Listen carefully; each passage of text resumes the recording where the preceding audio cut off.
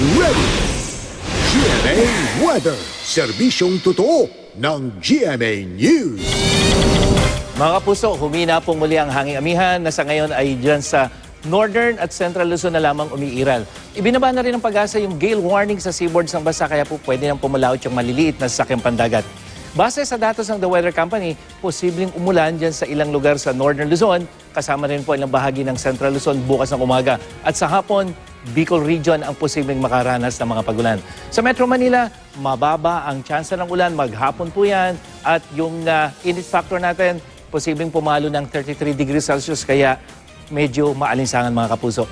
Asahan pa rin ang ulan sa ilang bahagi ng Eastern Visayas at dyan sa may western section ng Visayas sa Eastern Mindanao naman, lalo po sa Caraga Region, meron ding mga pagulan at sa hapon naman, posible ang thunderstorm dyan sa may rehiyon ng ARMM. Mga kapuso, isa ng tropical storm, yung pong bagyo sa labas ng Philippine Area of Responsibility, binigyan na ito ng international name na Bavi.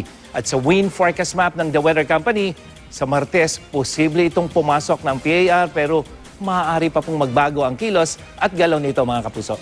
Mang Tani, nag-post po si Alisa Sandro. Uy, suki yan sa DCWB. Sa magtanong kay Mang Tani, ano raw ang kahulugan ng init factor? Mang Tani. Yes, Mike, Alisa, yung init factor o yung heat index, yan yung init depende sa humidity o yung dami ng moisture sa paligid. Iba po ito kaysa dun sa actual temperature. Karaniwan, mas mataas ng 2 to 3 degrees Celsius yung init factor kaysa po diyan sa actual temperature. Yan ay depende sa dami ng moisture. Sa po, mas maraming moisture, hindi agad natutuyo yung pawis kaya mas mainit yung ating pakiramdam. Yan ang latest mula sa GMA Weather. Ako po si Nathaniel Cruz. Magplano para sigurado. I am ready. Serbisyong totoo ng GMA News.